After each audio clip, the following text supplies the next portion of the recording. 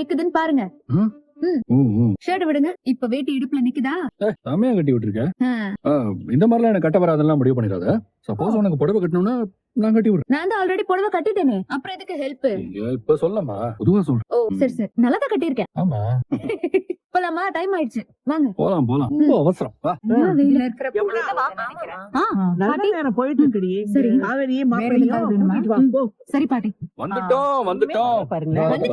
மெதுவா வாம்மா. அவங்களே வந்துட்டாங்க. சரியாயிடும். டேய், கிராமத்து பொங்கல்னா கிராமத்து பொங்கல் தான். பொங்கல் வைக்கிறதுக்கான பொருட்களை ஏற்பாடு பண்றதுல இருந்து அதை எப்ப வைக்கணும், எப்படி வைக்கணுங்கிற செய்முறை வரைக்கும் ஒவ்வொன்னையும் பார்த்து பார்த்து பாரம்பரியமா பண்றாங்க பாரு. இதுதானே எனக்கு ரொம்ப பிடிச்சது. உண்மைதான் தாத்தா. சிட்டில இருக்கிற நம்ம எல்லாருக்குமே இந்த கிராமத்து பொங்கல் ஒரு புது எக்ஸ்பீரியன்ஸா இருக்கு. இன்னும் எத்தனை பொங்கல் செலிப்ரேட் பண்ணாலும் இந்த வருஷ பொங்கல் லைஃப் டைம் மெமரி, மறக்கவே முடியாது. இப்ப பாத்தீங்கன்னா நம்ம கிராமத்து ஸ்பெஷல் பொங்கல் ஃபங்க்ஷனை முன்னிட்டு நாம நடத்துற முதல் கிராமத்து ஸ்டைல் போட்டி. அது என்ன போட்டின்னா கயிறு இழுத்தல் போட்டி. மாமா, இந்த போட்டி எல்லாம் விளையாட பயங்கர ஸ்ட்ரென்த் வேணும். இங்க ஆம்பளைங்க எல்லாம் ஒரே டீமா இருந்தா ஈஸியா ஜெயிச்சிடுவீங்களே. டீம் பிரிக்கிறதா இருந்தா ஜென்ஸும் லேடிஸும் கலந்துருக்க மாதிரி டீம் பிரிங்க. பிரிச்சுட்டா போச்சு. அது மட்டும் இல்ல, பிரெக்னண்டா இருக்கிற கங்காவும் காவேரியும் இந்த கேம்ல இருந்து ரெஸ்ட் எடுப்போம். நீங்க இந்த கேம் விளையாடக்கூடாது. என்னமா இது?